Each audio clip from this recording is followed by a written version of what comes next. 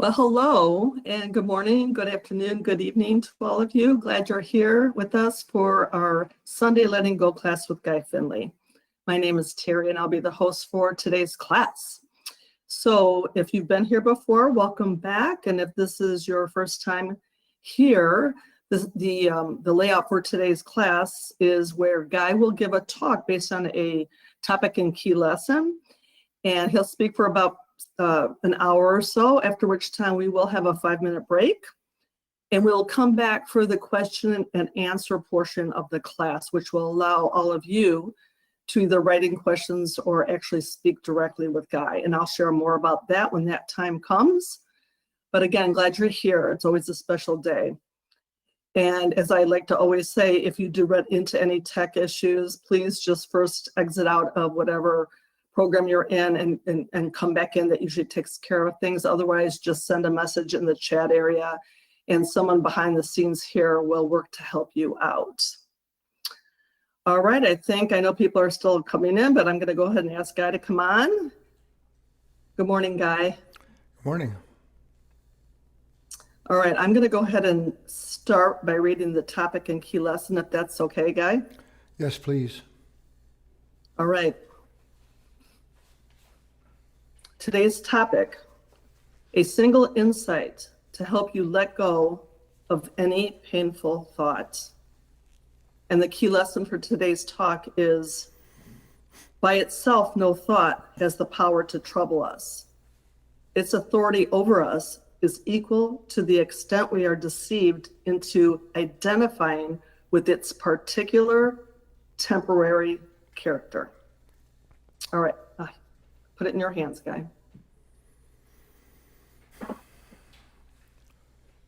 Hello and welcome everyone here in the room in Southern Oregon and wherever you are in the world.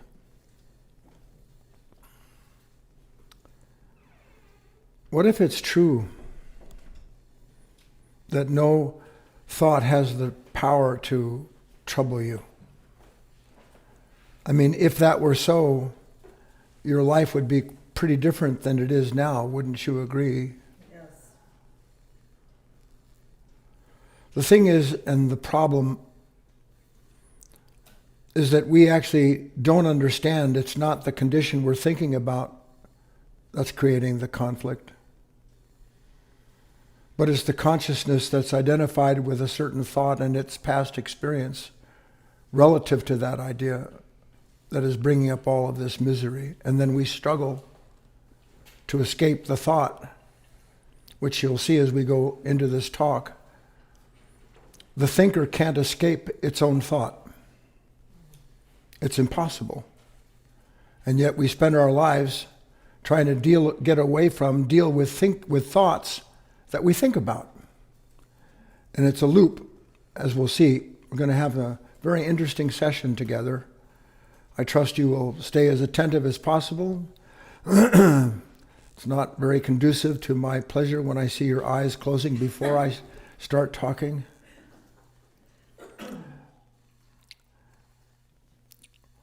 Imagine a small child falls down, bangs its knee.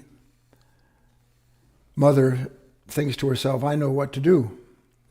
And right there happens to be a handy-dandy ice cream cone making place.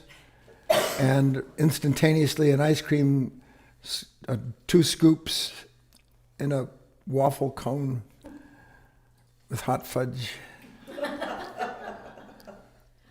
If I'm gonna go on, I might as well just make it what you want. Yeah, and she hands the child the waffle cone, and the kid was crying. And what happens to the kid in that moment? We all know what happens. Goes from like that. Suddenly, it's as tickled as a child could possibly be. And as the child's involved in its happiness, it looks over and it sees that his sister got one too, and it looks bigger. And he looks over to see his sister's cone, and the 2 scoops fall out of his waffle. It gets worse. Now, what happens the moment that the 2 scoops fall out of his cone, besides coveting his sister's? That's right. What happens to that child's demeanor in that moment? You tell me. Come on. He just starts crying again, right back to the same thing. And then the mother reaches down with her hands and picks up the 2 scoops, puts them back in the cone. Does the kid think to himself, are you kidding me? Or to go, oh boy, it's back. That's right. So the child goes through like 5 or 6 little character shifts, doesn't the child, while all that's going on? Well, I want to ask you, and I always want your, unless I say it's rhetorical, did the child's life change in that 3 or 4 minute stretch? Child's life change? No. Or did the thought the child was identified with change? And because the thought the child was identified with changed, the child's experience changed according to the thought it was identified with.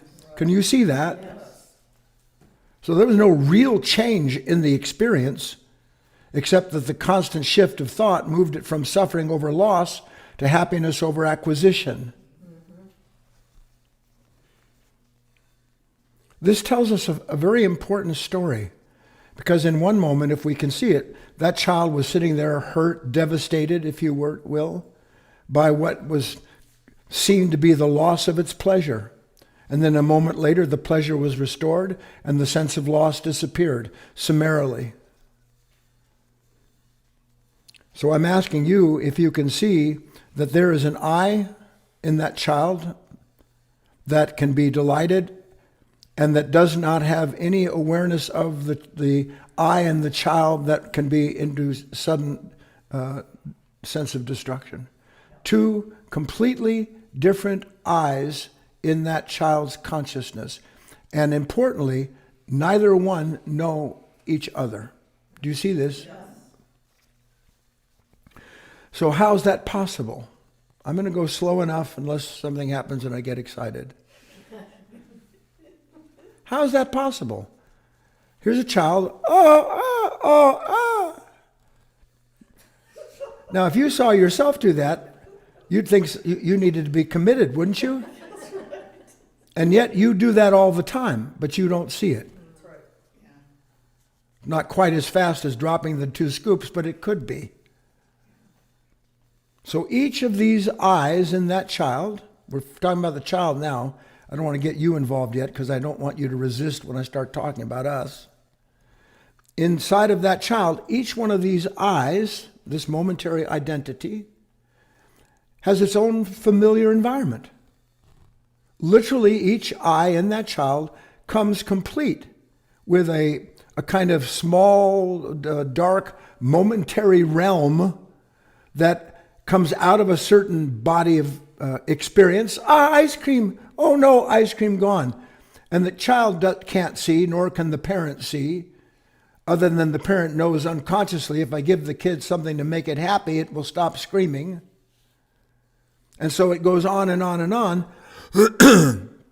to where we are going to enter into this talk, because we too step all the time into these small environments, each of which surrounds a particular part of our consciousness, a certain identity, something that we are identified with. And when it does, we go, like the child doesn't think, oh, look what happened to me, look what I lost.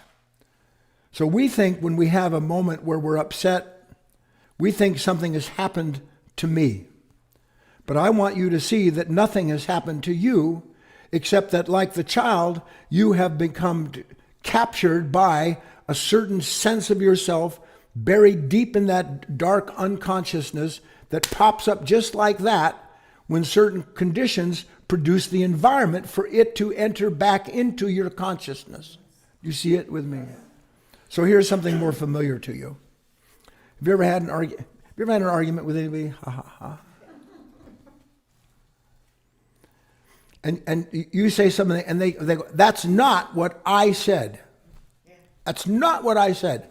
And you go, ha, well, that's what I heard. I don't care what you heard.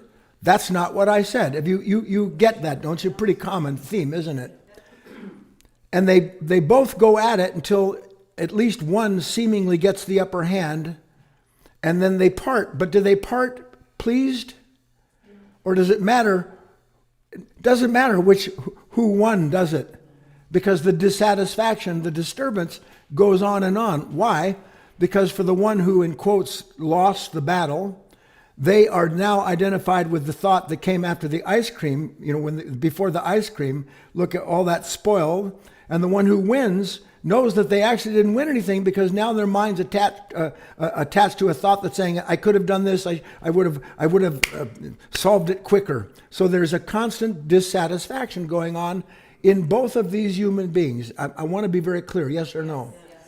So are there really, as it appears, like if I'm arguing with you, I know what reality is. And if you're arguing with me, you know what reality is, right? Yep.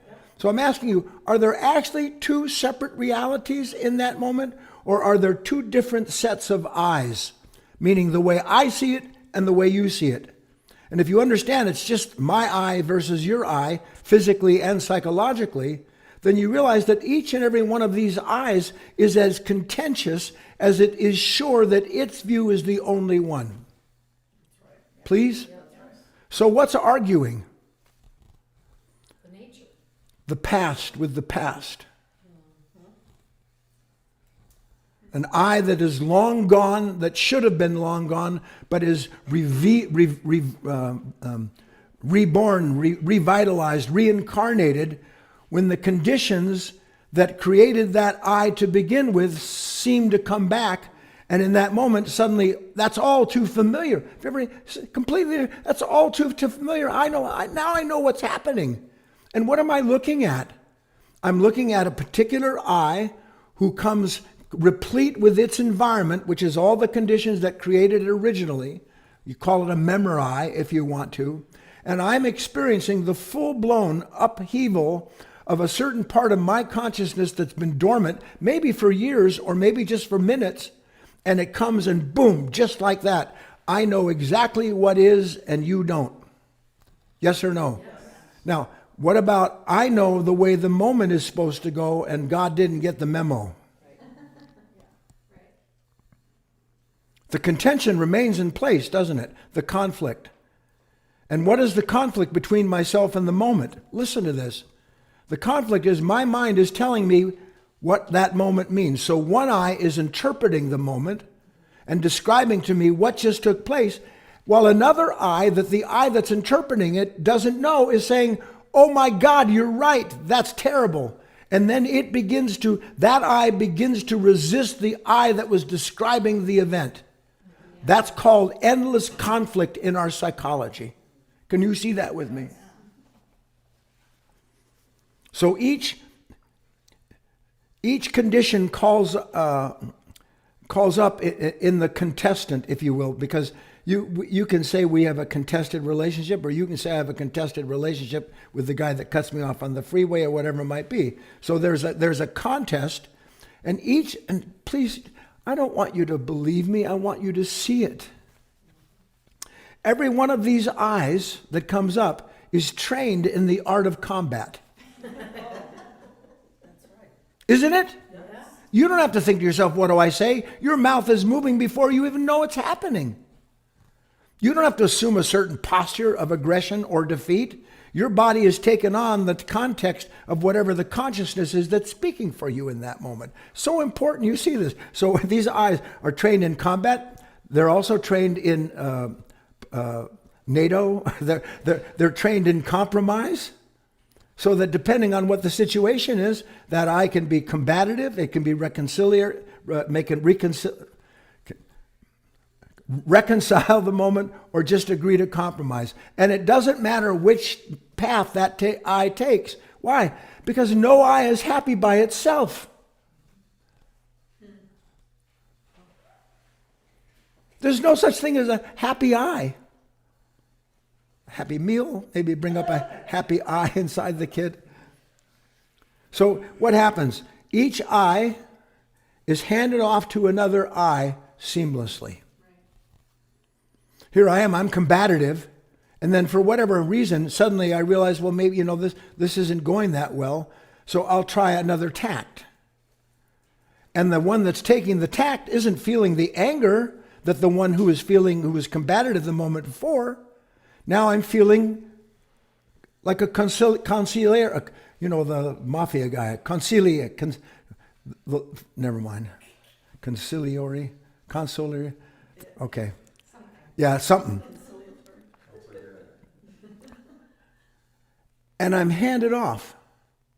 And I never see that I go from this eye with its set of conditions, its characters, how it deals, into another eye that knows nothing at all. Have you ever gotten out of a conversation with somebody and you arrived in an agreement that after you arrived at it and they're gone, you think, why in the name of God did I do that?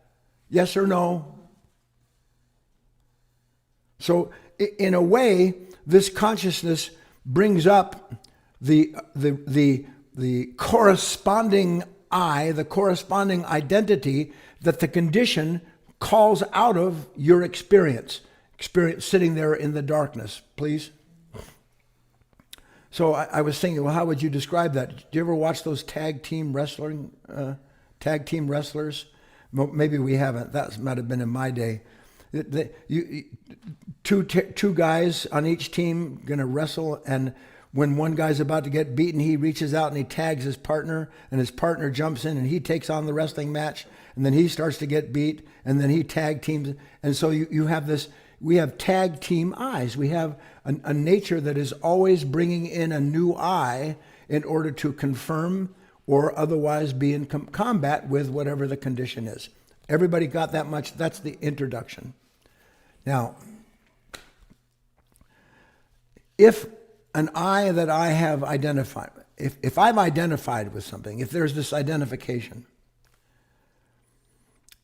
and that sense of self, whatever it is, the position that it's taken is actually in conflict with something in me that had a position before, can you see that that's the definition of a conflicted nature? That I'm a divided human being. Do you understand that? I'm describing to you the nature of what it means to be divided.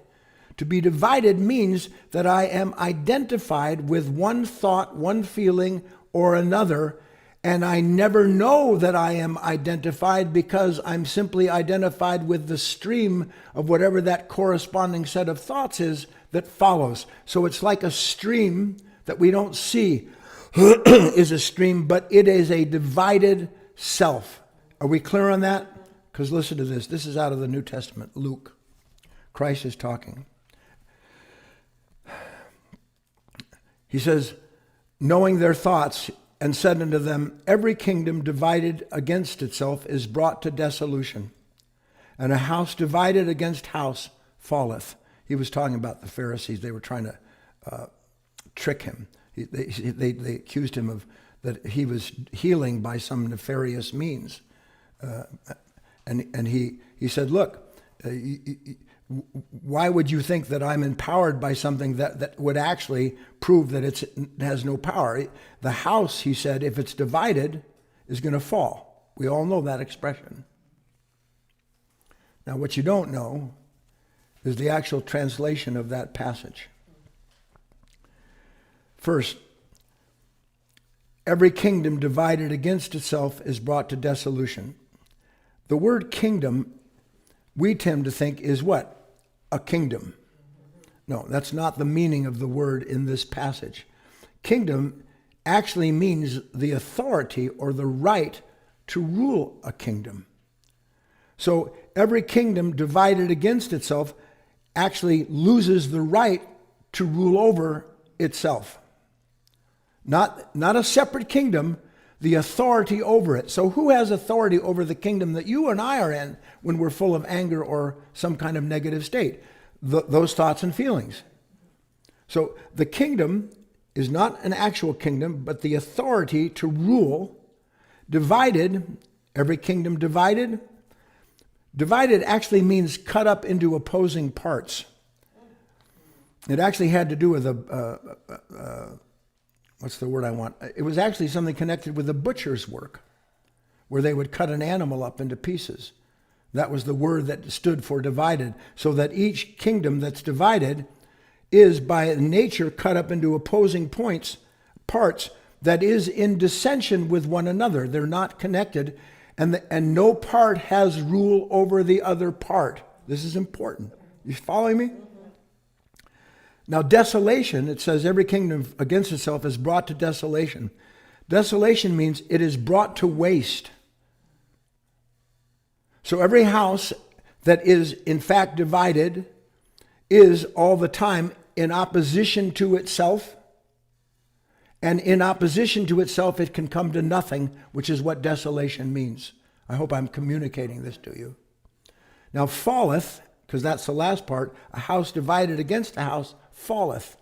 The word falleth means to descend from a higher place to a lower one.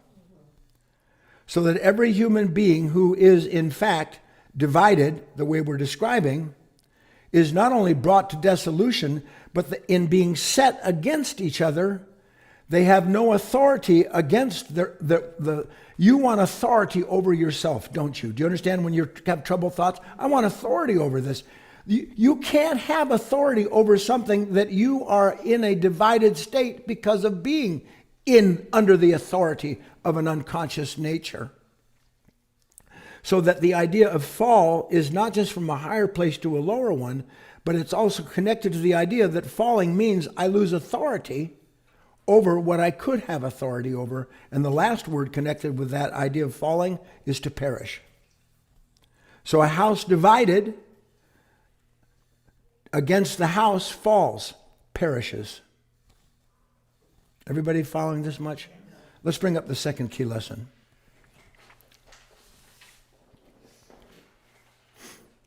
Read along with me. Every I produces its own state. Oh no, I'm sorry. I'm jumped ahead of myself. Key lesson number 2. No thought can stand by itself any more than the I it represents can stand unsupported without thinking that validates its position in the stream of passing events. No thought can stand by itself. These are difficult ideas, and I know when I'm presenting them that it's hard to grasp this. But have you ever had just one thought and everything just stops? No, Anna, please see it. I know it seems funny, but it's absolutely not. No, every thought I have comes from a thought and requires the thought that follows it. Because it's all part of the stream of that consciousness from out of which that thought came. Just like a house divided, no thought can stand by itself any more than the I, because every thought comes with an I, doesn't it? So if you use the word I thought or thought I, you begin to understand. No I can stand by itself, and it can't. It must have that which corresponds and confirms its existence. And it confirms its existence through thought. And then thought brings up the sense of I, and then I has to find something to keep it in place, and you have thinking about yourself, about life. I don't know how a man or a woman lives as long as you and I have, and not begins to suspect, it's awfully convenient that there's always these thoughts telling me what's wrong and what I have to do and where I have to go and how to fix. It's unbelievable. I'm never without the most supreme psychologist sitting right by my bed that lives. And it never dawns on me that I'm a mess. And I'm a mess because I keep listening to and identifying with these thoughts, that as I identify with them, I become a captive of the world of conflict they've come from. Am I getting through? No thought can stand by itself. You must learn to watch your thoughts. If you do, you'll see a thought come up. Well, what am I going to do about that? You didn't initiate that thought. You had a reaction that was produced by some condition. What am I going to do about that? And then you don't have to wait long, do you? I don't know. What are you going to do about that? Well, here's one approach you could try. No, that won't work.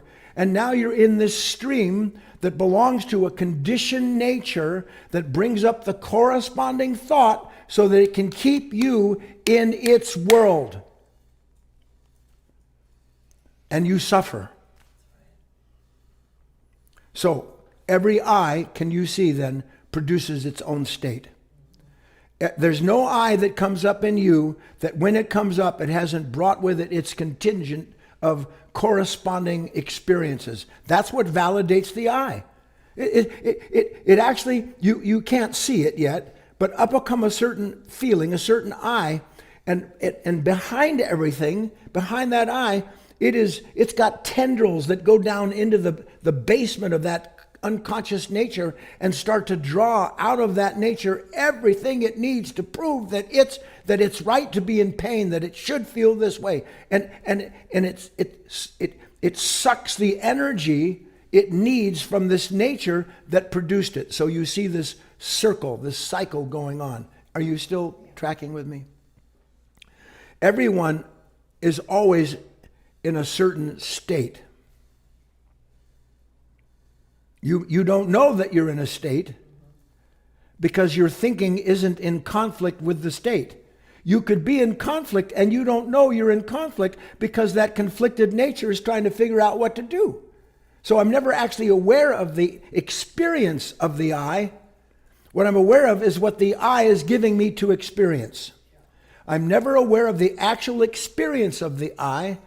I'm only aware of the experience that I is giving me. Do you see it? Is that too complex? And that I, the only way, because I get it, most of us don't think in terms, how do I know that's true? How would I ever know that these I's are in me, right? Because I have to see the state. I can't see the I directly. But I can see the state. I can catch the state. The impatience From where comes an impatient I? Does it come out of the moment, or did I bring with me something that demands everything goes the way I expect it? So that there I am, and suddenly I'm in an impatient I, and I blame the person around me for being the problem. But they're not the problem. The truth is they're part of a healing, if I can get it, because they're showing me, bringing up inside of me, this I, this particular part of myself that's always there. It doesn't even need the same person, does it? So these I's, and more important, it can only tell its story. It can only tell its story. It can only speak to you in its voice. We're not aware of the different voices because it's like being in one of those bars with 32 televisions and 65,000 people drinking and shouting. So much noise, you can't tell. Every I has its own voice. Sounds like yours, but the tone of every I is different.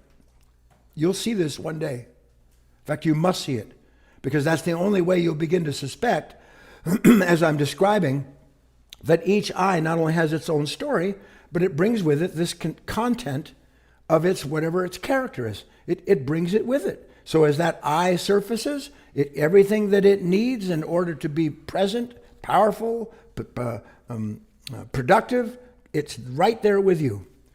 But where does that I come from? Where do any of these temporary identities come from? Does the moment produce the temporary identities? Or does the moment trigger something in this consciousness from its past experience along the lines of that particular I? How many of you know you have certain kind of I's, if you will? We're going to get to that before this talk is over.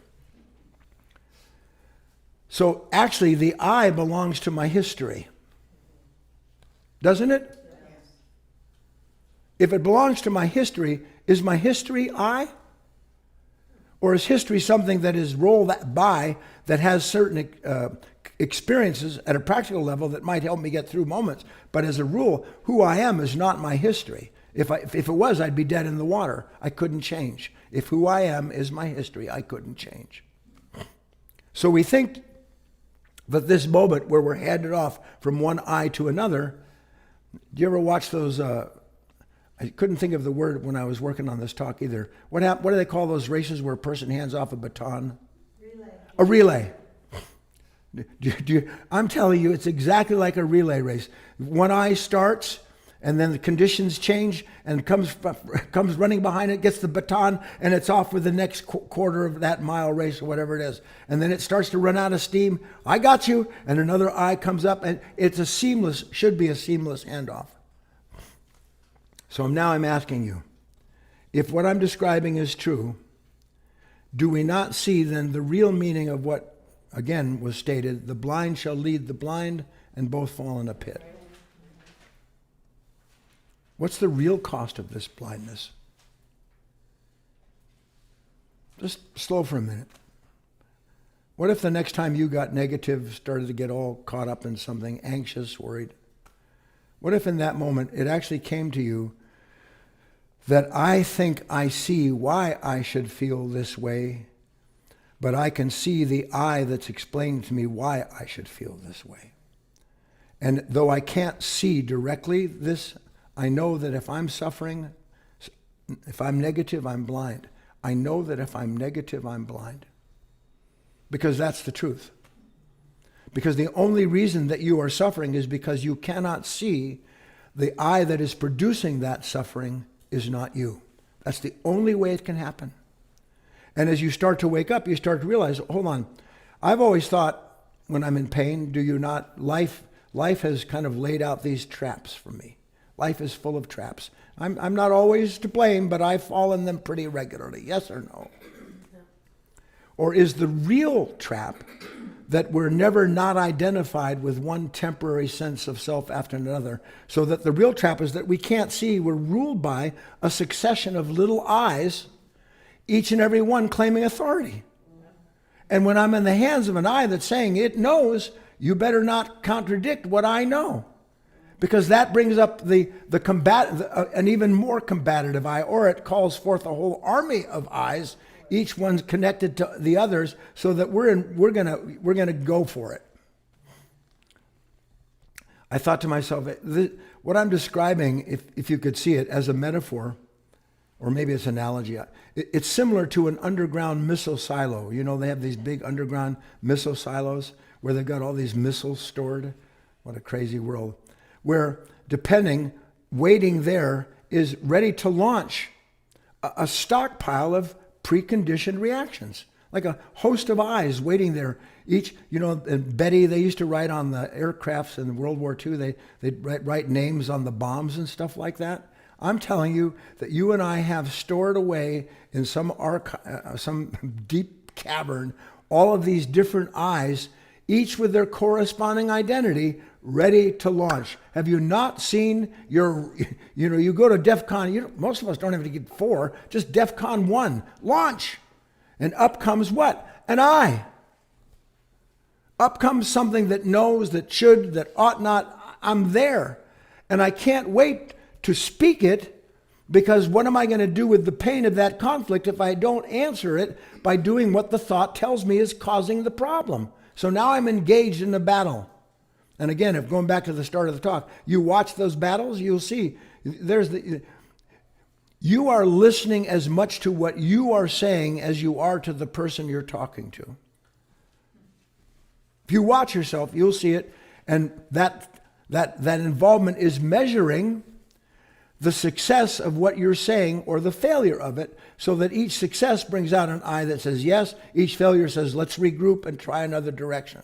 Following me? Now,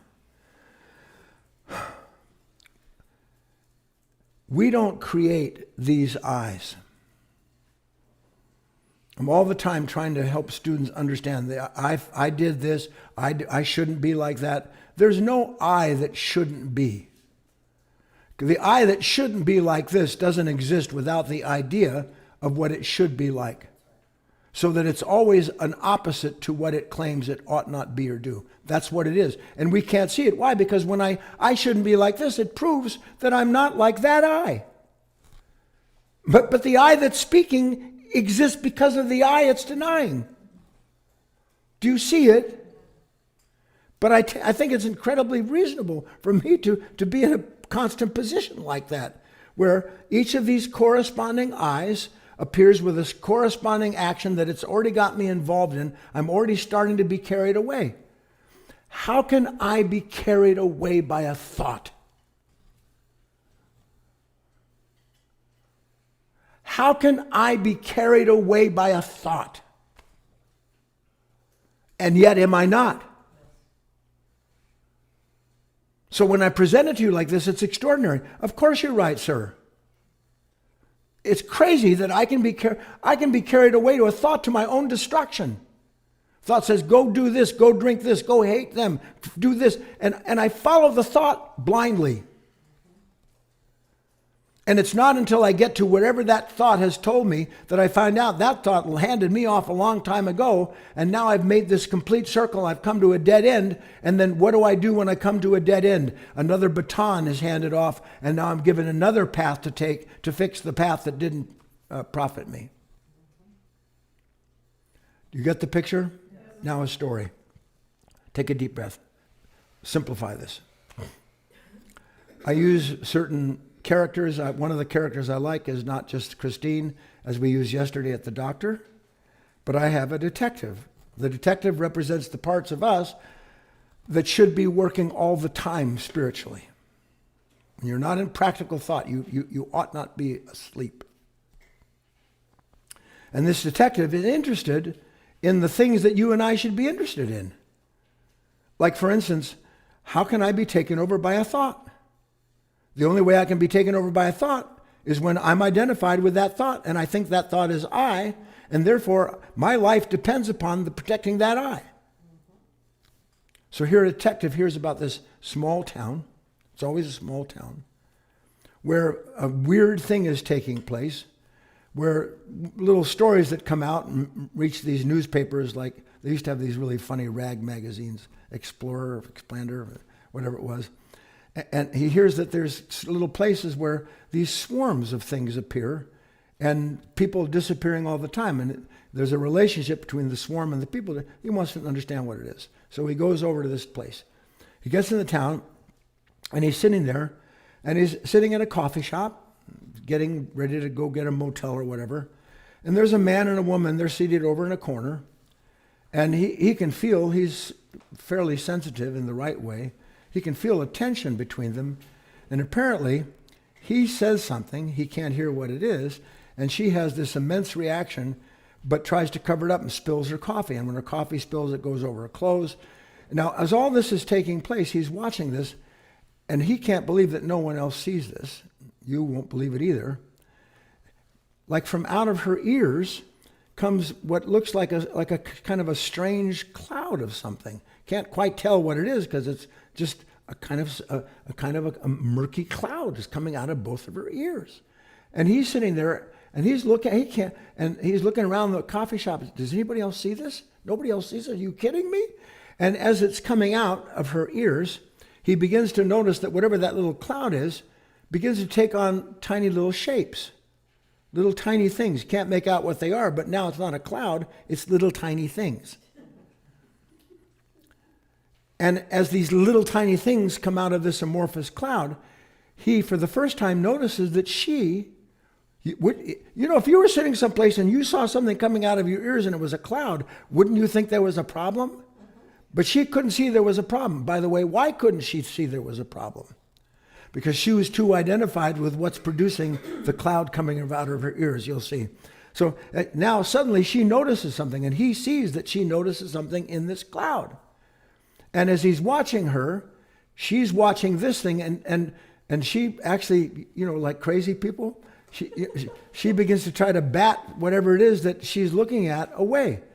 Now, as she's trying to bat away whatever it is, the man that she's sitting with doesn't see that she's doing this. Nobody else in the restaurant sees it. And she's doing this, and the more she tries to bat these little things away, a couple of them start to get bigger. And as they get bigger, he starts to see what he can't believe with his eyes, is it looks like one of these little creatures has a face.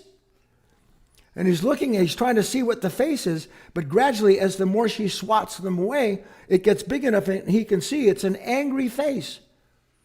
And then she gets angry and tries to bat it away. And as she tries to bat it away, suddenly that little creature becomes a giant creature. The cloud coalesces into a large thing, swallows her up, and takes her away. Whew. Unbelievable, wouldn't you say? What if I told you that happens to you every single day? Every single day, and more than once. I don't have time to go into give you other multiple stories about the same things go on and on. But here I am, and I'm driving in my car. I get a text message or I hear something on the news. Suddenly, what happens? I don't see it. Suddenly, these thoughts, this swarm of thoughts starts to gather, each one related to each other, and it begins to coalesce. And the next thing I know, because I'm paying attention to what's bothering me, this swarm, next thing I know, one of those things has a picture. I'm looking at something that happened to me 25 years ago. I'm looking at something that I think may happen tomorrow, and I better be prepared. So all of a sudden, a thought that had no shape or form, other than it produced by a certain sense of I, suddenly has a very definitive sense of I, because now I'm looking at it and I recognize what? Something I want or don't want, something I hate or don't want to ever experience. So I'm looking at the content of a thought that I don't know is a thought because I'm immediately identified with that thought. Do you understand this illustration? So the more she reacts, the more attention she gives to it. The more attention she gives to it, what happens? The bigger it grows. This you don't see. Because if you could see it, you'd realize I am complicit in this moment with creating this condition that I don't want. I would see it. But because my attention is on it, I'm identified with it, I can't see that I'm feeding the very thing that is feeding on me, as all troubled and painful thoughts do. Please? What are these creatures that come out of this swarm? What are these creatures? I'm going to give you a new term. You could write it down. I didn't give it to Eric to put up, but maybe one of you will put it up there. What are these creatures? We're going to call a fly-by-eye. A fly-by-eye. Fly-by hyphenated eye. A fly-by-eye feeds on attention. The attention animates it.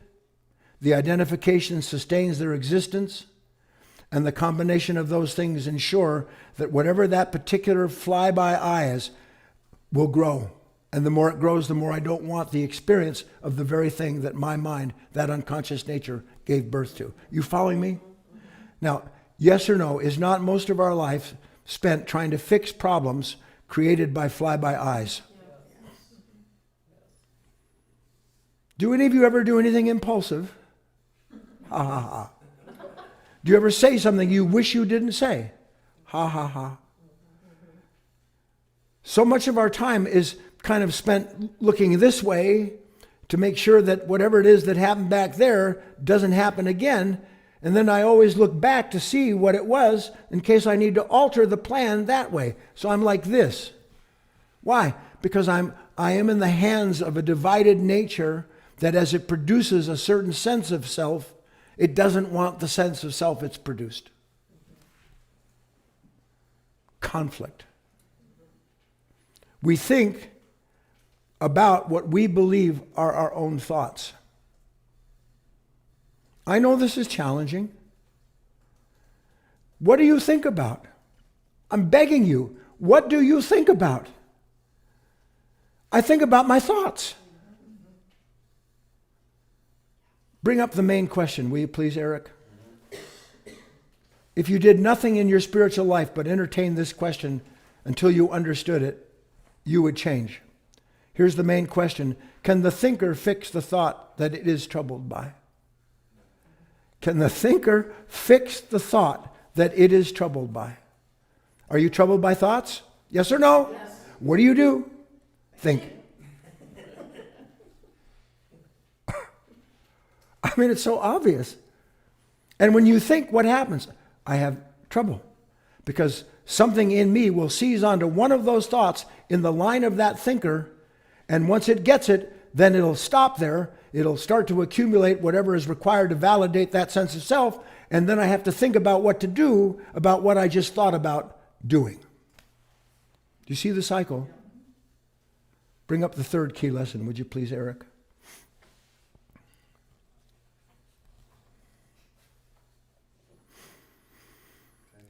Nothing is as thought sees it, let alone that it says I to. Let's just stop at the first sentence. Nothing is as thought sees it, let alone that it says I to. Don't your thoughts see what validates whatever your condition is? But are you actually looking at the condition, or are you looking at the content of the thought that is describing it to you? And you know the answer to that. I'm looking at the nature of the thought. That's what I'm experiencing, not what thought is pointing to. Thought says that's the problem. No, that's not the problem. The problem is that this nature creates a thought that's connected to something in its past that has pain or problem. And then once it gets going on that, it's seamless. Haven't you noticed how that whole problem thing speeds up? Have you ever awakened in the middle of the night? And I don't know how far you are along in your work, but a thought will be there, and then you'll think, oh God, I mustn't think about that. Because if I do, I won't sleep. Too late. Because I don't want that thought. What thought don't you want? What you don't want is the experience of being identified with the thought, not what the thought is blaming for your experience. It's extraordinary. Thought blames conditions for the unwanted experience that is the content of that thought to begin with. This is what we don't understand. You and I can't have no thought can stand alone. You got that much? If no thought can stand alone, what is it standing on? The experience of other thoughts that validate whatever that particular I is in that moment. And so I try to extricate myself from that experience by going into the experience more deeply, which, by the way, never works. Nothing is as thought sees it, let alone that says I to it, which is why we must work to be watchful of our own thinking, whose stream creates the illusion of a single self, but that is, in truth, many. We must work to be watchful of our thinking, whose stream, the baton handing off, creates the illusion of a single self that is, in truth, many. Can you see now, maybe to some extent, if you're not afraid of the idea? Because what did Christ say? What did he call these many eyes? We don't have a permanent eye. That should be evident to us. Legion. I am describing to you the legion that Christ was talking about. But legion, in terms of the individual eyes, is not legion. Legion is the nature from out of which spawns these individual eyes and that sees to their continuation. A nature set against itself, mammon. This is important to understand because if I can repeat for a moment, every eye produces a state that tells its own story. You've never had a thought that you're captured by that isn't reeling off to you what makes that thought and your relationship to it important. So every thought comes with a story. Does a single thought have a story? Like, for instance, the word chair. Does the thought chair, does it have a story?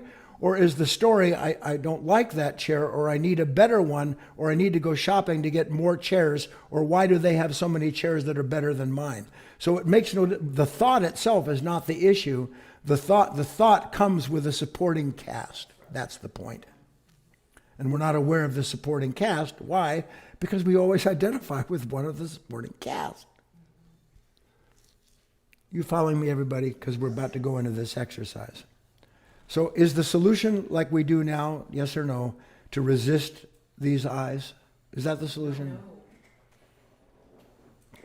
Fighting with the eye is exactly what the fight that eye requires. So it's not, clearly the answer isn't to fight with them. How about fixing them? Aren't you? But you say no pretty quick now.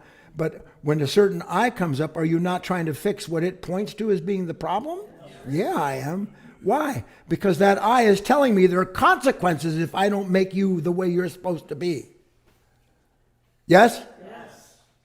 So I'm not supposed to fight with them, and I can't fix them. Then what would be the solution?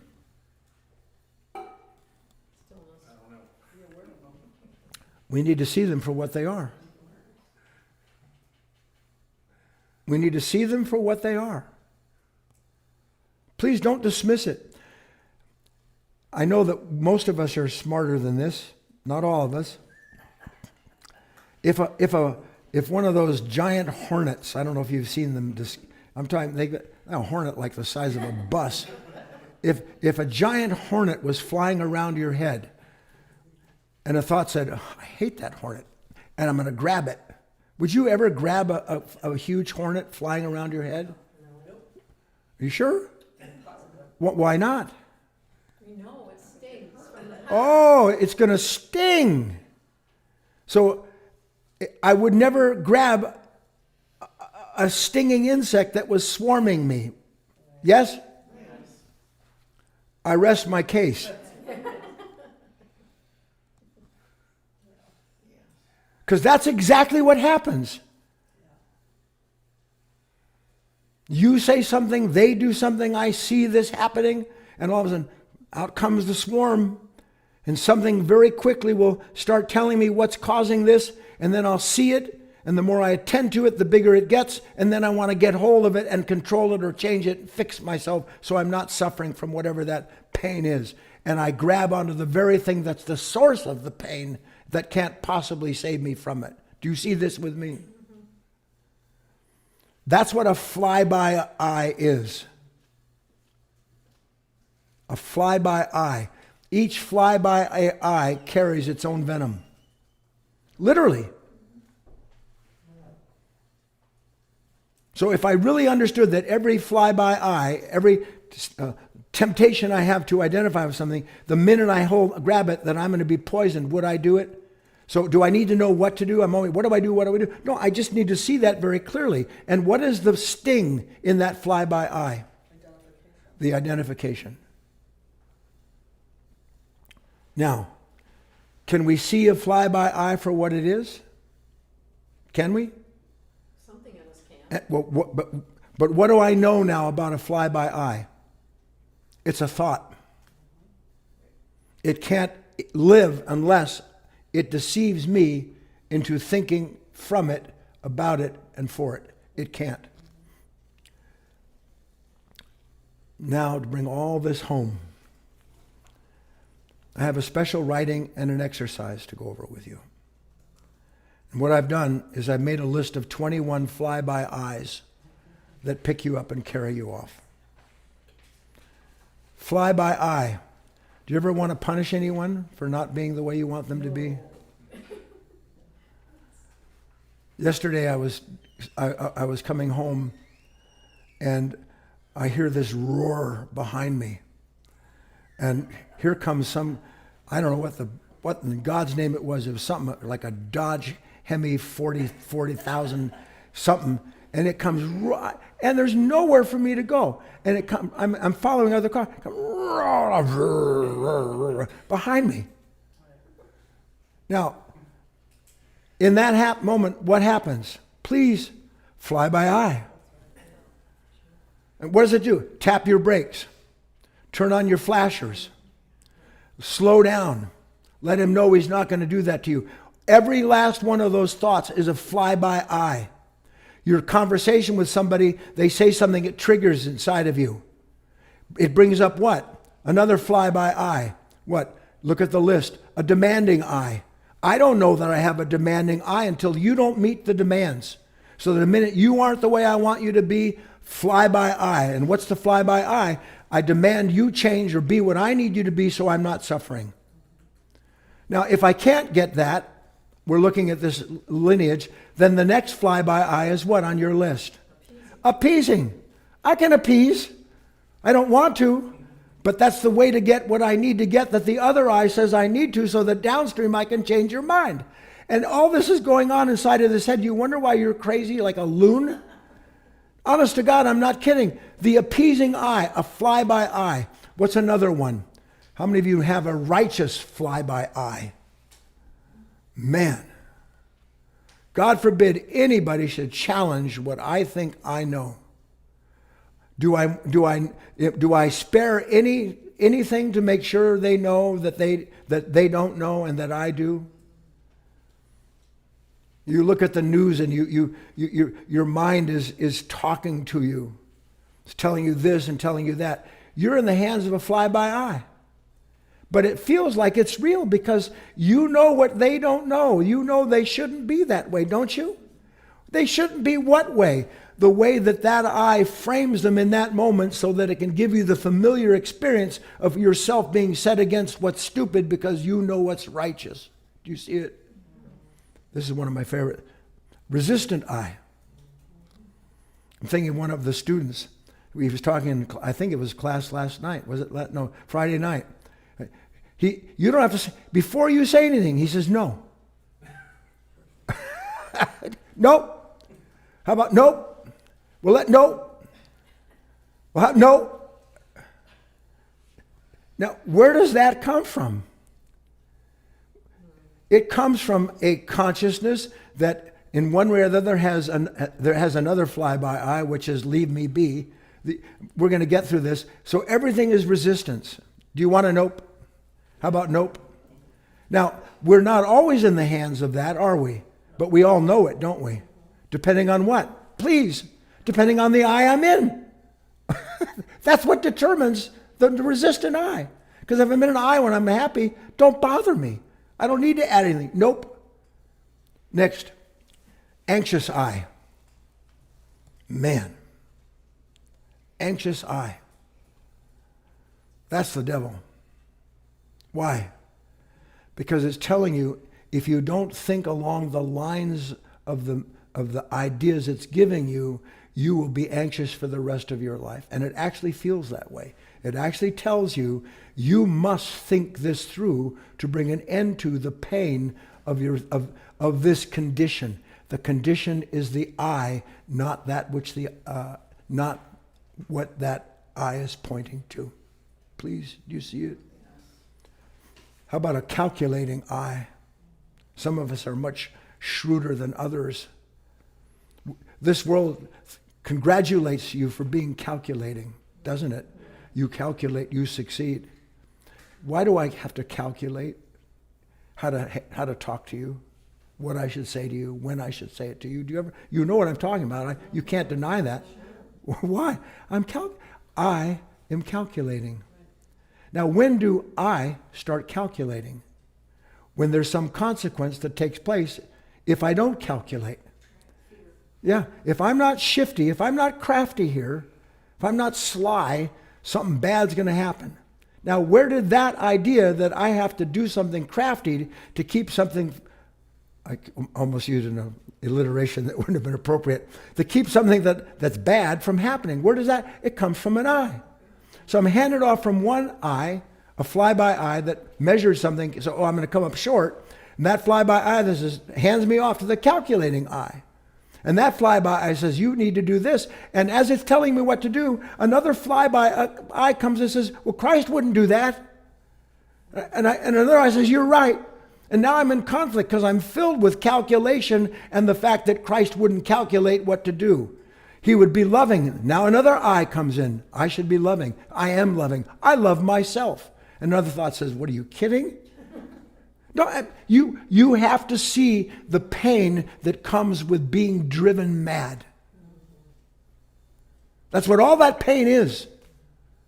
But we never know the pain of it because we're always busy being the prophet or the one who's going to produce the end of that pain through the eye that's actually responsible for it. We getting through? Exhausting. Judging eye. Everything. Everything. You don't see it yet. Your attention, like a fly to something that you don't want to know about, drawn to think about something that the minute you're drawn to it, you actually think you gave your attention there. You didn't give your attention to the color of that house you don't like. That eye already knew you don't like that, and when it saw it, it said, hey, let's look at that. And you go, you're right, by God, I shouldn't. That's the wrong color. Now I'm filled with the conflict of being set against my neighbor or whatever it is that takes place. How about a coveting eye? This is a big one. Thou shalt not covet. You could go through the 10 Commandments and you'll see, and even in the Beatitudes, all of them are connected to these fly-by eyes. Thou shalt not what? Covet. What does it mean to covet? Suddenly I want what I don't have. But you do, or they do, or it's not right that I don't. So there's this constant coveting. How about just coveting to be left alone? Isn't that where the resistant eye comes from? Identified with a particular state that an eye sort of casts a pall over you and you believe that's the condition. Rageful eye. Anybody know the rageful eye? That's where you hate your spoon for falling on the floor. Honest to God, how can... Here's the guy, I'm going back to the guy that came up on my tail in my car. A fly-by-eye filled with hatred. Now, if I wasn't aware that that eye was not I, but that rather wanted to engage me in something that would enrage the person who was already in an eye, why does that person do that? He's in an eye. He's taken over by something. Maybe it's just that these cars are in my way and I own this kind of car and nobody should be in my way. It makes no difference what the justification is. The fact is the eye is there and it dominates the consciousness by supporting the way it experiences the moment and drags you into doing everything that it commands you to do. Legion. Selfish eye. By the way, selfish eye is not too far removed from resistant eye, but I've got to move this because I got to go through this. Anybody know the indignant eye? Indignant. Indignant means not on your life, Buster. You don't know who you're talking to. Indignant. You don't know who I am. Indignant.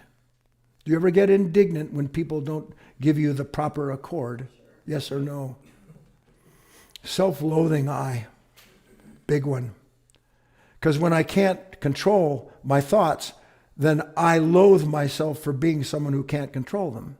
And I believe the I that judges and loathes me for being unable to have authority over myself, I actually believe in the feeling of that self. And if you could see it, that I has been there in this semi-dormant fashion since the first time something happened to you, an experience you didn't know what to do with, and it sits there and like these missiles waiting to go off. Regretful I, aggressive I, suspicious I. I need to move on because I want to get to this. First of all, I made a list of 21 flyby eyes. They're all, anybody not have those eyes? So are they my eyes alone? Should I have an eye that says I'm the worst person in the world? Because look at my list of 21. I must be the worst person in the world. Or is every human being subject to having their psychological feet in the ground of something from out of which comes not just their personal experience, but the experience of this consciousness over millennia? So I suggest that you don't just listen to this talk. Make your own list. Add to this list, if you will. But more importantly, and I haven't time to do this, I would have drawn it out for you. If you look, you will see that certain of these eyes are inseparable from other eyes. That not one appears without, for instance, can there be anxiety without judgment? Can there? No. It's impossible. I have to judge the moment as being at risk, an eye at risk, and now I out of judging it, now I'm anxious. So you can see that the flyby judging eye is connected to the flyby anxious eye. And if you look carefully, you can see all the way across the board. Well, the anxious eye, well, wait a minute. I could draw a line from the judging to the anxious right into that impatient eye, because that's there too. And then I can start to see these things are like a web, like some massive dark spider web of unconscious relationships that these eyes have, all in the matrix of this nature that we know nothing about. And you can actually see, my God, they are all bloody connected, which is why they never come to an end. Because when I'm handed off, when the baton is handed off, baton, from bitterness into self-loathing, from self-loathing into judging, from judging into whatever it might be, I'm run ragged. And if you want to stop being run ragged, you must learn to watch the flyby eyes. The whole of this talk is about that. Flyby eye. Anybody have one flyby eye that wasn't on that list, Terry? Prideful eye. Ah, prideful eye, yeah. Proud eye. Proud eye, that's a big one, isn't it? Yeah. I can't let them see me like this. I can't. Patricia. Greedy eye. Oh. Greedy eye. That's mammon. Insatiable eye. Right? Insatiable. Is there not an insatiable eye? How much can I have? Not enough, says one eye. Any other? See, this is, Debbie. Comparative? Comparing eye, of course. Something always comparing. Patricia. Fearful. Fearful eye. That's actually, I didn't get on the list. It's on, huh? The know-it-all. Know-it-all eye. Claudia says arrogant eye. Arrogant eye. Where does arrogant eye come from? Again, I don't know if you'll do it. You should. Where does arrogant eye comes out of prideful eye. Where does prideful eye come from? Fear. Because I need you to see me the way I want you to see me. So if you did this, you would start to see, my God, this legion of eyes belongs to a single unconscious nature that I am not conscious of. And then you would begin to realize the task for me is to start realizing if I'm not present. See, it would be simple, wouldn't it? If when a flyby eye came, you heard zzz, right? Because you go, oh wait, there's a flyby eye. But you don't hear zzz, you hear I. I hope I communicated this to you. Can't tell you how important it is. The freedom to let eyes fly by. I can't tell you how beautiful it is to be able to do that. But to let the eyes fly by, you have to recognize there is an eye that will fly by and say, you're not being responsible. You're only responsible when you're suffering, says that eye. No, responsibility is to be aware of the nature creating the suffering and then connect it to one of these fly-by eyes so you can't be deceived anymore and carried off the way you're carried off. Let's take a break. We'll come back and have our dialogue.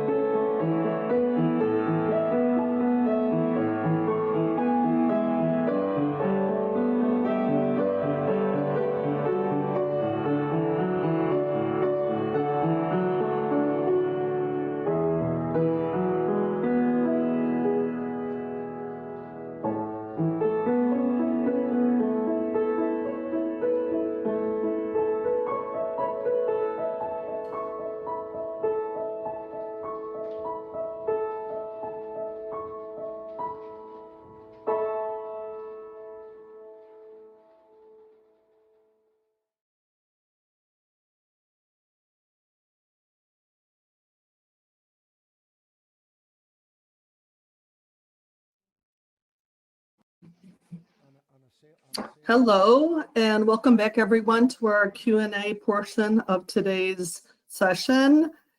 Okay, first, before I ask Guy to come on, I just want to say a couple of things. First of all, if you're on Facebook or YouTube and you listen to this talk and you really want to speak with Guy, you can jump off now and go to guyfinley.org/join, and that will bring you into the GoToWebinar platform where you can raise your hand and speak to him directly. Otherwise, you can, on Facebook and YouTube, you can write a question in it. It'll get relayed to me and I'll read it to Guy. But if you do want to speak to him directly, go ahead and jump off now. Secondly, I just wanted to remind everybody that next Sunday, same time, same place, Guy's going to be giving a special Easter talk. So don't miss that. Put that in your calendar. And we look forward to seeing all of you then. All right, well, let's go ahead and get started. Guy, you can go ahead and come on. And we'll get going on the Q&A. And let me just check hands here. All right, I'm going to take myself off and we're going to get started here with Patricia.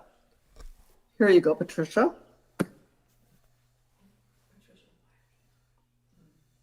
You're going to need to unmute yourself if you know how to do that. There should be a microphone you click. There you go. Yeah. Hi, Guy. Hi, Patricia. So I'm going to pick a really, can't see you anymore, but I'm going to pick a really, I won't say stupid, but simple kind of thing that happened to me yesterday that I think relates to your talk. So yesterday I wanted to water my plants. And I got the fertilizer to water my plants, and I'm looking at them and I realized that I hadn't watered them. I need a schedule. No wonder they're not producing and the flowers are dying. And I thought to myself, all I wanted to do was to enjoy looking at my plants. So every eye came along of criticism, blame, irresponsibility, that kind of a thing. Right. And so I was thinking about, and I just stopped for a moment and I saw an ant. There was an ant going across the counter and I saw this ant, and all of a sudden I was able to focus on this moving insect. And for that second, I didn't have any eye coming in. It was because the more I was trying to think of not thinking about something more crazy it was making, until I could see this little ant and appreciate something that was totally out of my head. Okay, so Patricia, that's a good example, but I would caution you slightly. I don't know the breadth and depth of your perception, but when you see a fly-by-eye, when you recognize that there is not just this proclivity to identify with any particular reaction or thought that brings it up, you don't have to think to yourself, I don't want to think that. Because if you're thinking, I don't want to think that, you're still identified. This is about getting past the point of needing an identity derived from a fly-by-eye. Because our work is to be rooted in the life of God, rooted in the life of the light, call it what you will. And by that light, we're able to see these fly-by-eyes. And when we see it, we don't think to ourselves, I shouldn't grab that wasp. I shouldn't cling to that problem, because you know that in doing so, it's harming you. So the negation is instantaneous and happens without taking thought. You can't take thought to bring an end to thought. We use thoughts here to describe the relationship, but when it's clear to you that this thought is trying to bring me into a world I don't want to go into, you don't have to think to yourself, I don't want to go there. You just don't go, because intelligence will not contradict itself. So it sounds like you're seeing things. We just want to continually see a little bit deeper. Okay, Patricia? So if I'm hearing you correctly, what you're saying is when I'm saying I didn't believe, doing being self-critical, that then is because I'm identifying with those thoughts. Yeah. In some simplified manner of saying it, we let go when it hurts too much to hold on. That's when we let go. But we don't believe that what we're holding on to is the course of the pain. When I actually understand that it is that thought and its subsequent partner, the identification with it, the thinker and the thought, Patricia. The thought seems to be different than my thinking about it. But my thinking about a thought is thought in the hands of the thinker. So it's a singularity that we don't see as a singularity. So if I see the painful thought, I'm not going to be engaged in thinking about how to free myself from it because I recognize the whole thing's got to go. That's what it means to lose your life to find it. But it's not an act of volition. It's an act of understanding.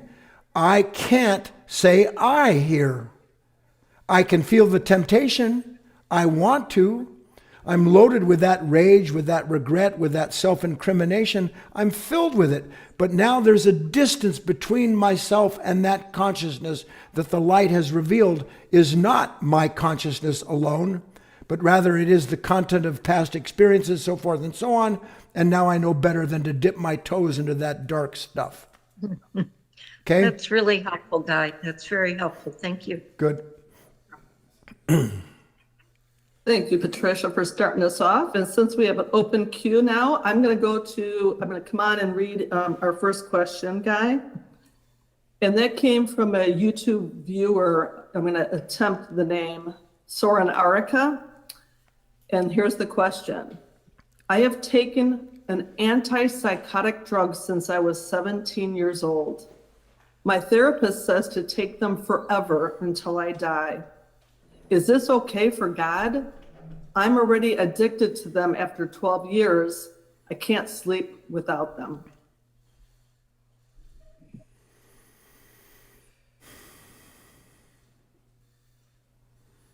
I would be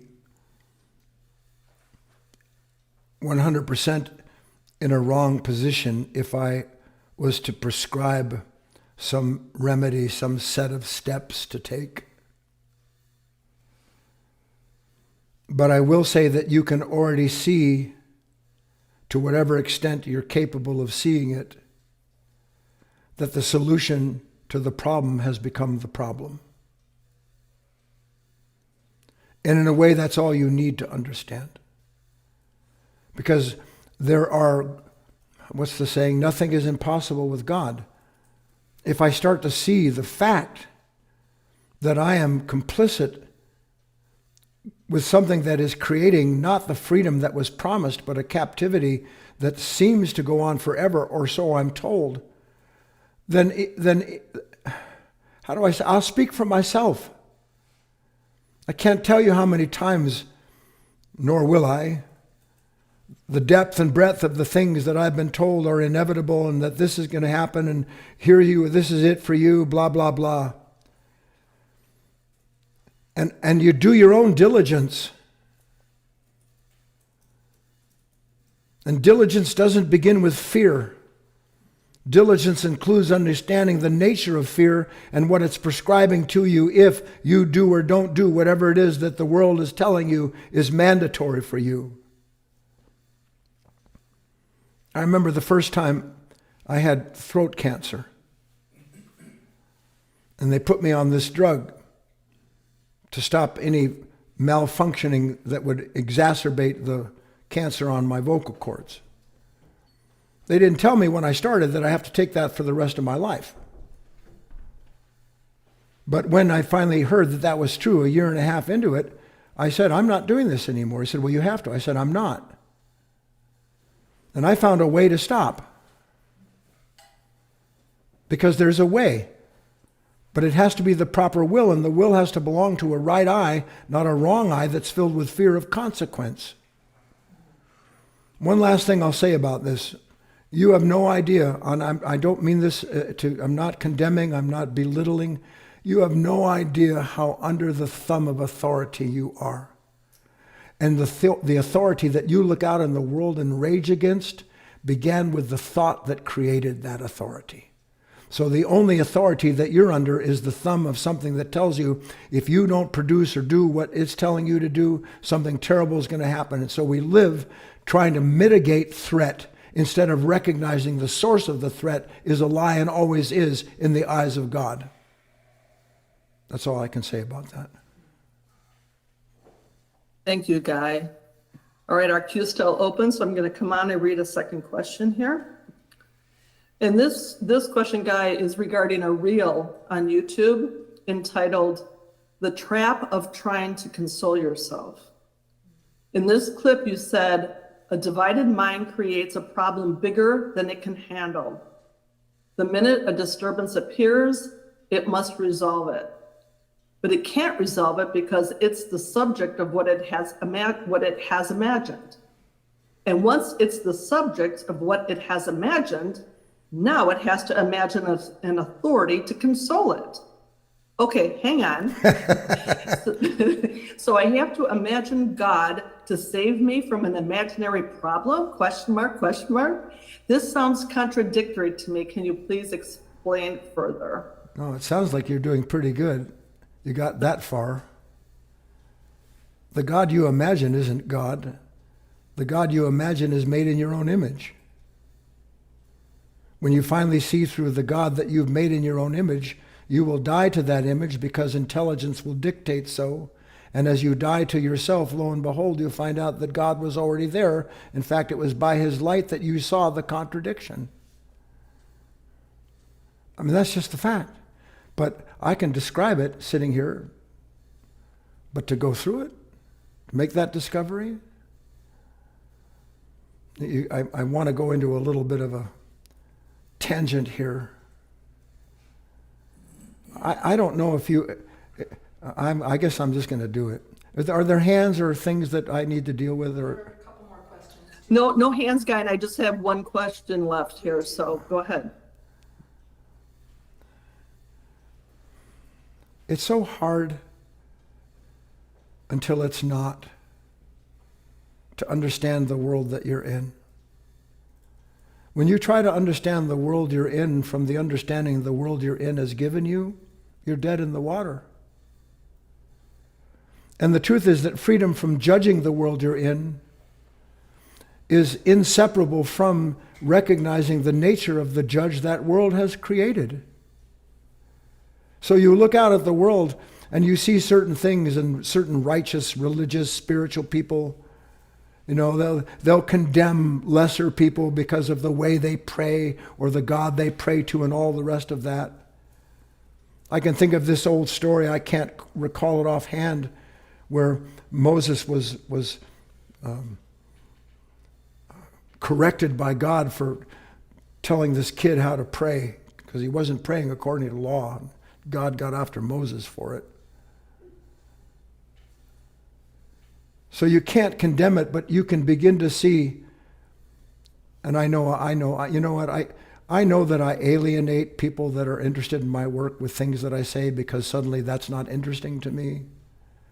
You see people get together and here's a football team or here's something, you know, and please God, bless this war. Bless our effort to destroy the enemy. Bless our effort to win.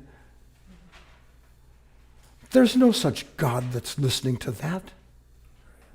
There is no such God listening to a person pray that they defeat something.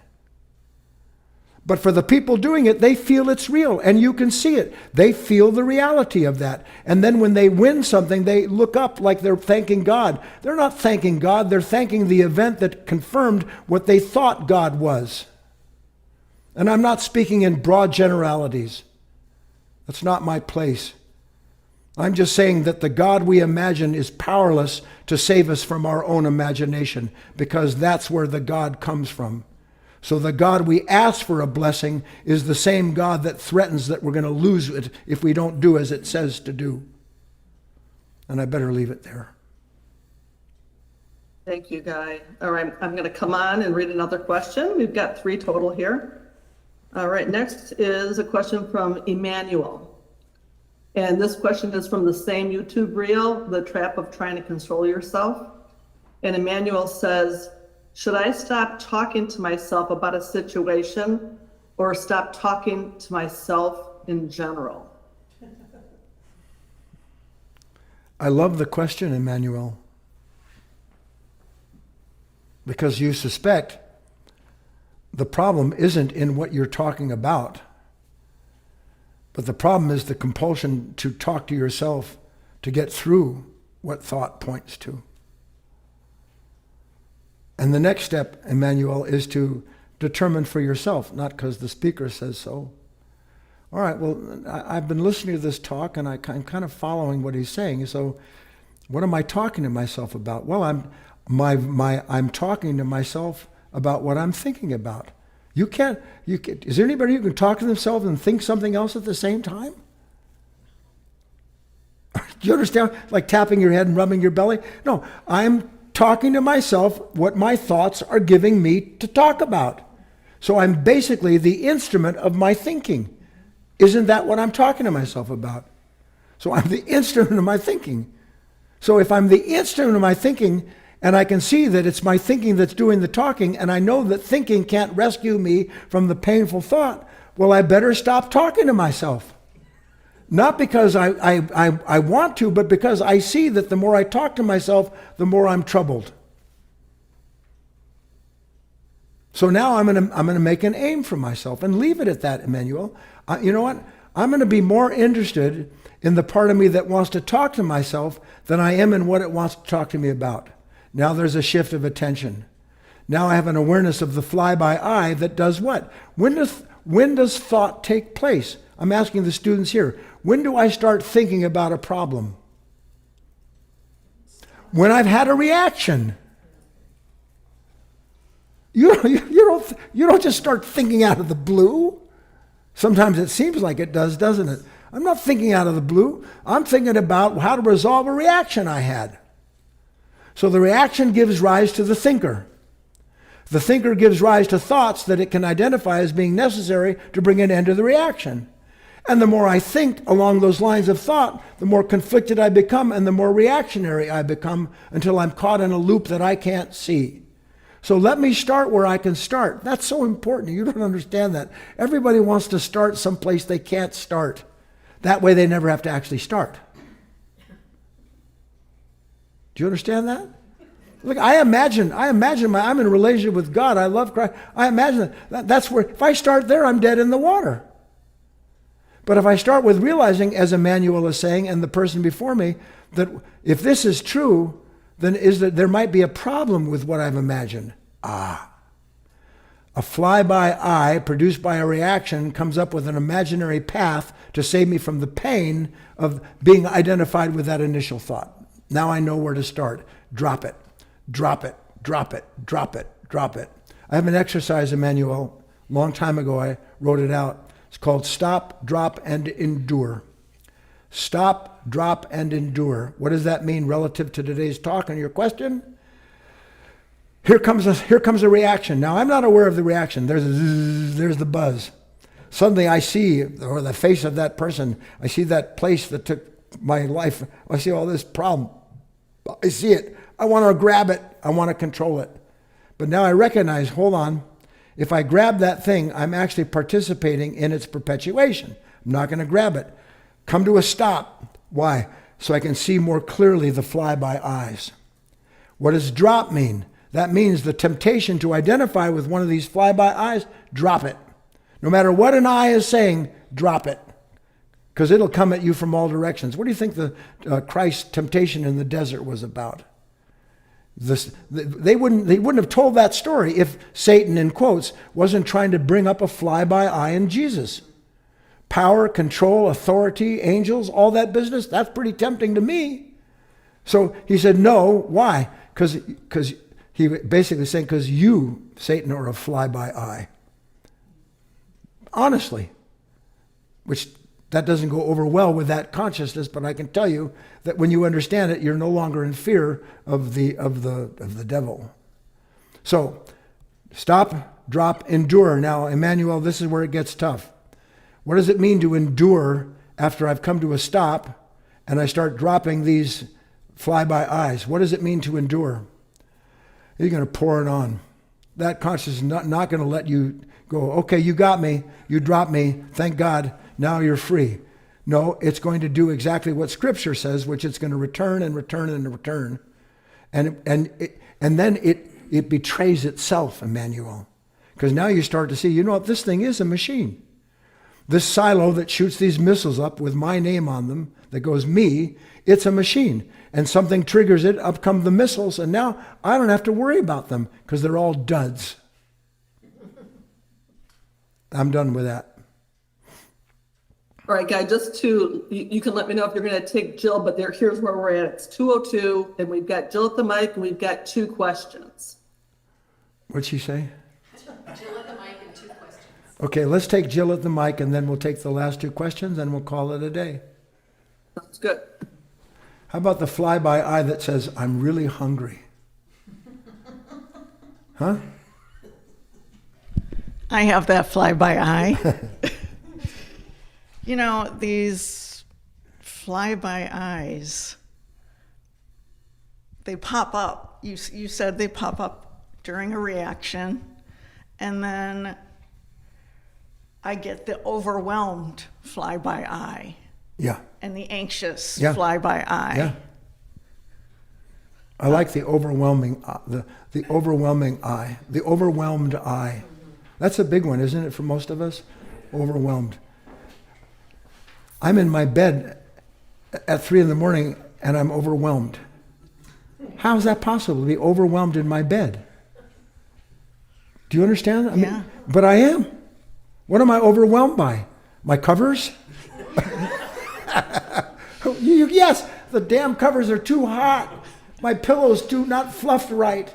Why do I have to get up and use the restroom again? I'm overwhelmed.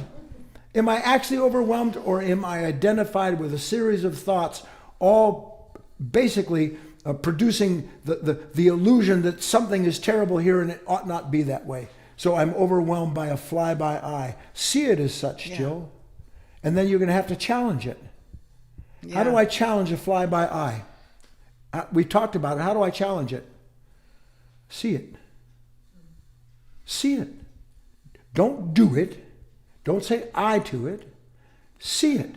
Because that's the only power it has, is that it blinds you into identifying with it. I have another question. Oh, I don't know, 2? Yeah. Okay, as long as you speak nice and not loud. Okay. You said in a talk that transcending limitation only happens at maximum resistance. Yeah. So I was thinking about that, maximum resistance. That's your middle name. It is everybody's middle name. Yeah, you answered my question. Okay. You can't do it, and they can't see you do it, but I'll do it. Here I am, and here's what may or may not happen. So all of a sudden, this may happen, but I don't want this to happen, so I begin to resist what I don't want, don't I? Yeah. And how do I resist? What is the nature of resisting what I don't want? Something in me actually starts to try to push, change away, or get rid of what is right in front of me. Now, what's right in front of me? The condition or my thought about that condition? That's what's actually there, isn't it? Yeah. But it seems so real. You have to go through this. It seems so real. And all I know to do is to try to get rid of it. Now, you take 2 hands and you push them together. What do you get? You strengthen both sides. But it doesn't seem to me that I'm strengthening this nature of resistance when I don't want something, because I'm identified with the belief that it's going to get rid of it. Does it get rid of it to push against it? No. See it. See the resistant eye. The clearer you see it, the more this will happen, which is actually a form of martial arts. Here will come a certain thought, and instead of something meeting it, which is the same mind that produced it, it'll just go by, because there'll be nothing trying to interfere with it. And then you actually understand a fly-by-eye. Oh, there it goes. I told a story once about that. I called it Go On Without Me. You could do it that way too. Go on without me. Fly-by-eye. Here it comes. Last night I couldn't sleep for a host of reasons, some physical stuff. So at 2 a.m, I'm still up, and all these fly-by-eyes. You got to talk, you got to work, you got to prep, you got to this, you got to that. And then a thought came and said, let's just get up. And the thought said, no, you can't do that. Please, I'm trying to describe something to you. Let's get up. No, you, if you do that, you're going to be too tired. So let's sit here and struggle with your thinking so that you're not tired. So I just got up.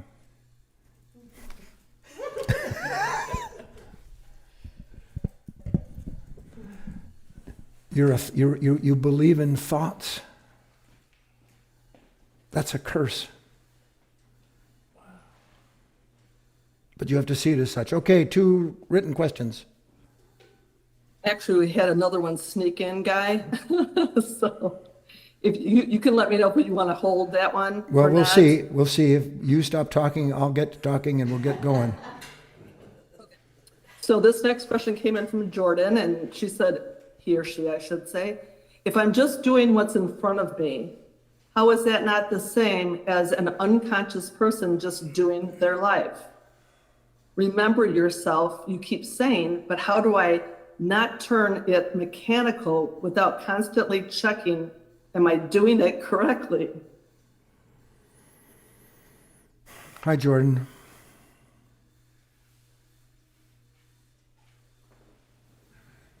Write these words down, Jordan, and then I want you to contemplate them, the possibility inherent in them.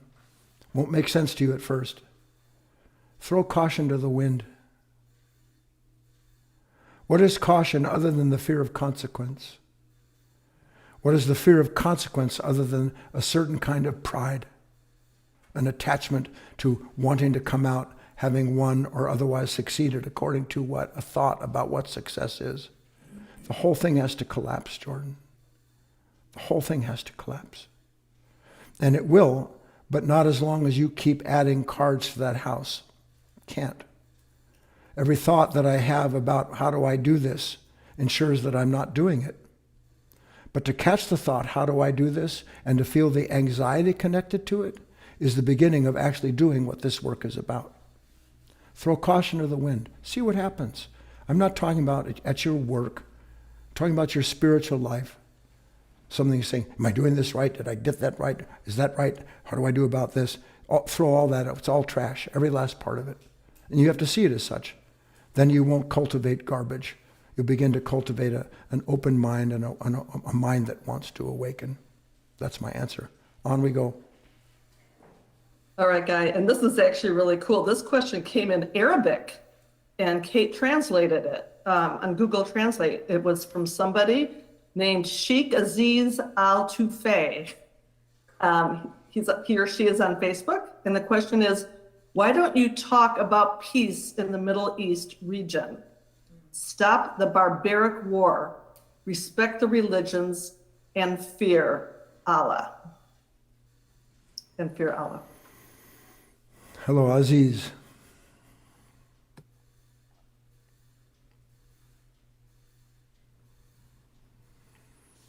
I'll ask you a question in turn. For how many centuries have our fathers been promising peace?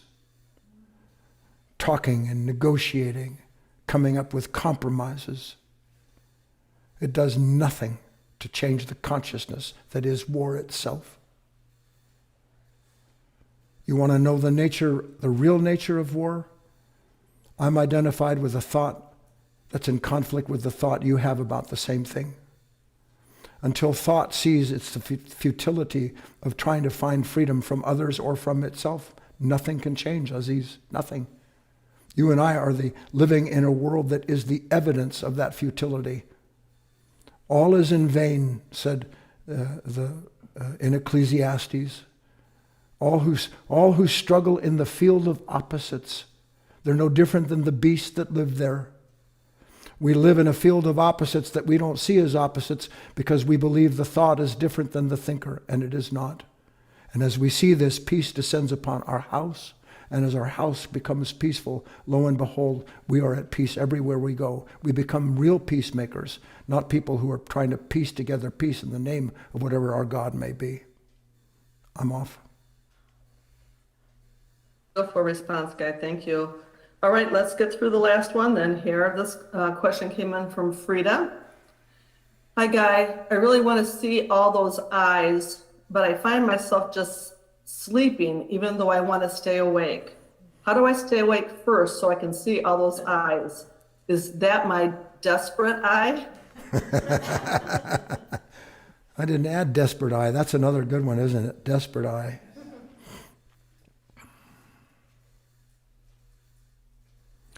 You know, if it was possible that I could open my chest and show you my heart while I'm speaking, you would understand that there is a great hope that lives in there, but it's not in things seen.